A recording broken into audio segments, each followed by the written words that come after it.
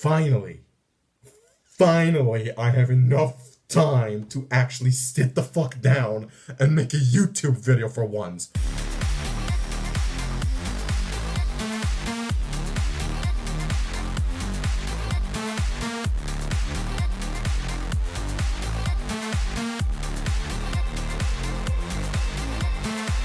Ladies and gentlemen, welcome back to the channel. It is me, ya boy, well aware that it's been like more than a month since the last time I posted a video here. You know how it is sometimes though, life just hits you with something that you have to take care of, and you know, you don't really have that much free time to do any other shit. Don't worry, there was nothing outright bad happening to me, but now I am back. I am now able to do this, and honestly, I'm so happy to be back in this precise time. I really need to catch up on new music, and that's what I've been doing for the past few days, ever since I got this fucking weight off my shoulders after all this time. The album that we're going to be talking about today is one that I was really keeping my eye on. I was really happy when it was released, and I just have to talk about it. Ladies and gentlemen, today we're going to be talking about No Manna's new album, I Contain Flashing Images, released on Monstercat just a few days ago. And without further ado, I would just like to say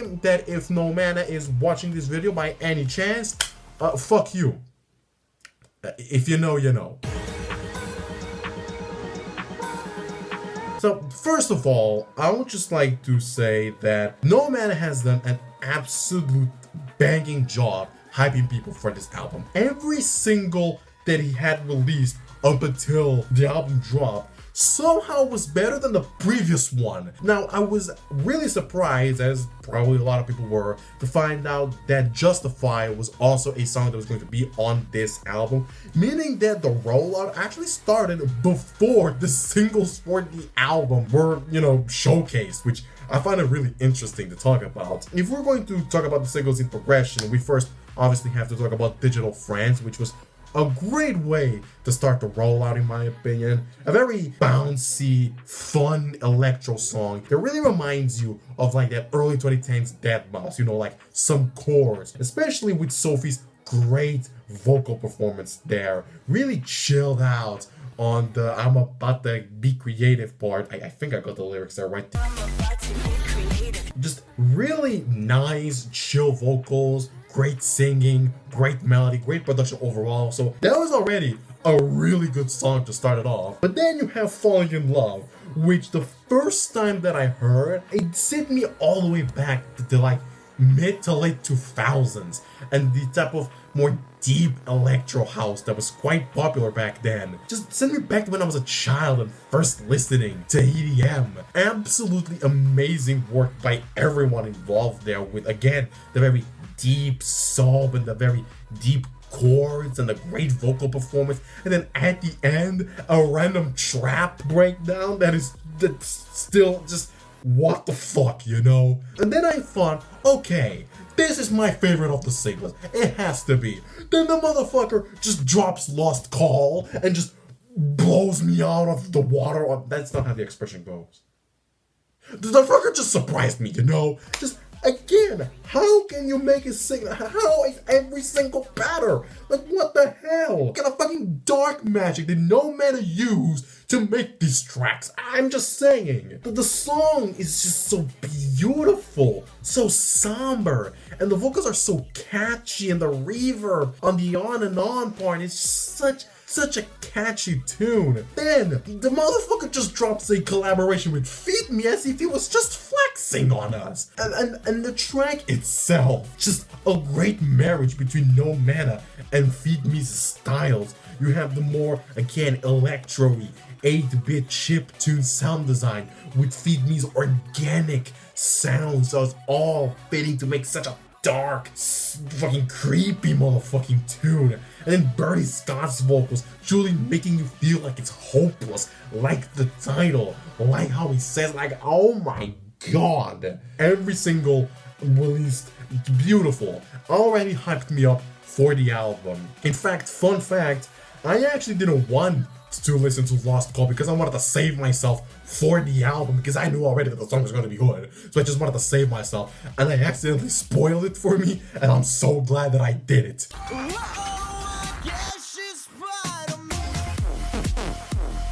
And then the album drops, and the quality continues to be top notch from beginning to end. You've got Solarpunk immediately hitting you with this type of sound that you will hear throughout the entirety of it, and setting you up nicely for everything that the album is going to bring you. Then you've got fucking Roadburn being so hype, and a lot of people have had some issues with the bass used in the drop, but I fucking love it so much. Everything about it just very energetic, and the usage of the vocals on the drops is beautiful. Then you have tracks like Garage 17, and I will stand for Garage 17. I've seen so many people hate on Garage 17. Fuck you, that song goes hard. It could be like the Portuguese brain of mine that just fucking gravitates towards this type of techno, but I just love this type of music, you know? Very repetitive, very, you know, on the nose with, you know, the sound design, but it has tiny little elements that get added as the track goes on to keep you hooked on it and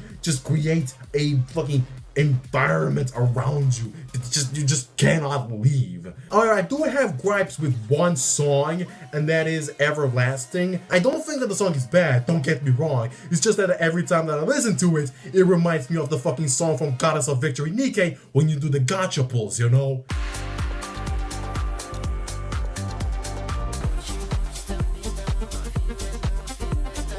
Now, going back and talking about the album as a whole, I actually believe that it tells a very interesting story with not only the tracks themselves, but the way that the tracks sound and how the album is organized. I believe that the album talks a lot about a couple, or, you know, two people that are really close to each other, but they've only talked to each other online or with their, you know, devices and everything. And, you know, one of the people, or both of them at the same time, go out and try to find the other person to make their relationship more physical. Maybe at like the middle part of the story, one of the people just feels like they can't do it. They just cannot find the other partner, but at the end, they do. Throughout the whole progression, I believe that the album tells this by the sounds of the song. You know, you start with the first few tracks being, you know, a mixture between dark and melodic, very hard-hitting but very mellow. Solarpunk, great example of that. City to City is a great example of that. Digital Friends really sets up the story nicely. Then in the middle, you've got the darker tunes to really showcase that, you know, it's not as smoothly as the people wanted it to be. You know, you've got Hopeless, you got Garage 17, you got Lex Althor. I don't know how to say the fucking title. My Latin sucks. Then right at the end, you've got, again, the more melodic, the more hopeful tracks. Ecstatic and Irresponsible, Hit the Ground, Underwater. And in my opinion, that probably symbolizes that, you know, the couple has found each other and are able to make their relationship physical. But I could be completely wrong. My interpretation skills are still stuck in the 5th grade, you know? Like, I could be completely wrong about how the album goes. But I'm getting this idea not just from the songs themselves, but by the visuals.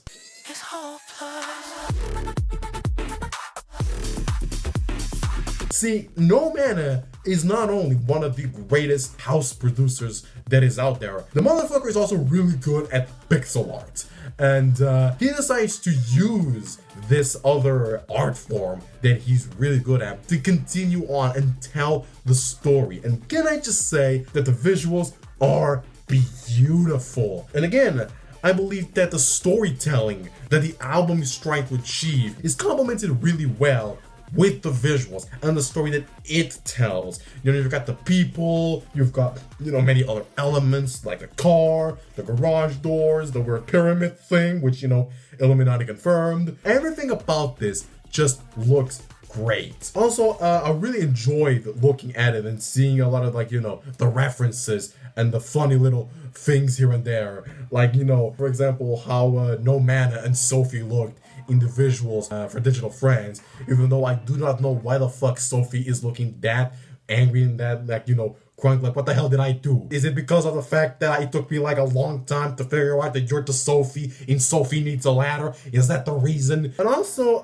obviously, you know, with the release of this audiovisual set, you know, people are going to immediately point at the last audiovisual set that No Mana did a few years ago for, I think the thing was called Gravity. I don't know if that's the name of the festival or the show that No Mana did, or if that is the name of the set itself, but obviously people are going to draw parallels to it. And in my opinion, I actually believe that the visuals for this are better than the visuals for Gravity, because Gravity, the visuals were there to accompany the songs, but on I Contain Flashing Images, they truly do cement the story that the album is telling, and they truly become a vessel for not only it, but the message that he's trying to come across, which in my opinion is you can have these digital relationships, but it's way better when they're physical, when you're next to the person, when you're one-on-one, and you should never give up if your objective is to truly get those relationships to that level. Now, I did just now mention the Gravity set, and I do want to talk about some things that I found interesting when looking at both of them, because it's very interesting seeing that set before and then looking at what No Mana has done, not only with the visuals, but also the fact that a lot of the things that you see on both the visual set and the tracks themselves come from Gravity. By everyone's calculations and by, the people that I've watched the Gravity set for a longer than me, there have been 4 tracks that are on that set, which were then later released on Monstercat, 3 of them from the album. There was Out of the Dark, which became a single, but then you have a Lost Call, which was one of the last IDs that was shown. You had Ecstatic and Irresponsible, which was like back on the Gravity set, a really glitchy, complex release song, and then it got transformed into what it is right now. And then you have what I believe to be the most interesting case of this,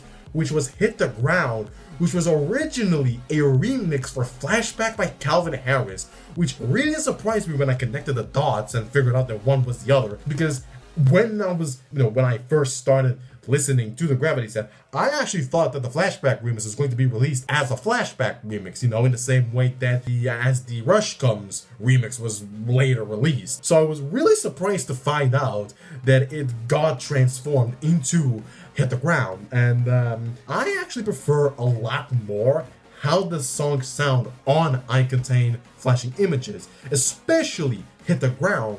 I just like the lower pitch of the track, and Bertie Scott makes an amazing performance on that track to truly cement it as, this hype final song right before Underwater, right before the true closer of the album, which again, a small side note, does an amazing job as being the closer, Underwater being a lot slower and a lot more personal. I think DC Ranks, or another person that ranked the album, said that the slower BPM made the track feel more personal, and I completely agree with it. But going back to Hit the Ground, I just really enjoyed more what the track became with Bertie Scott and in the context of the album, more than it became as a Calvin Harris remix.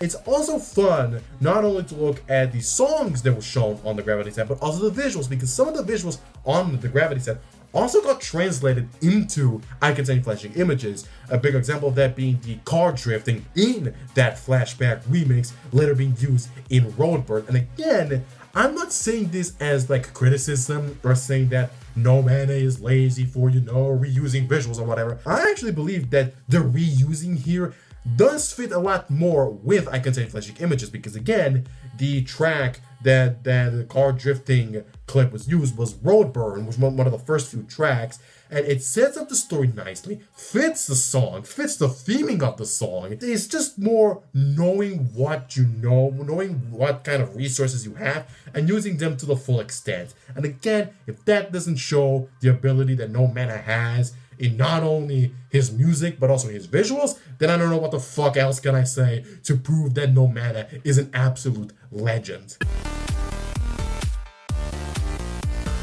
Now, before I officially finish, I have to, give my final opinions on the album. It's actually really difficult for me to pinpoint exactly what my top 3 tracks of the album are, because every day I fall in love with a different song from the album. For context, last Friday I was bumping Garage 17 a lot, Saturday was Hit the Ground, and Sunday was City to City.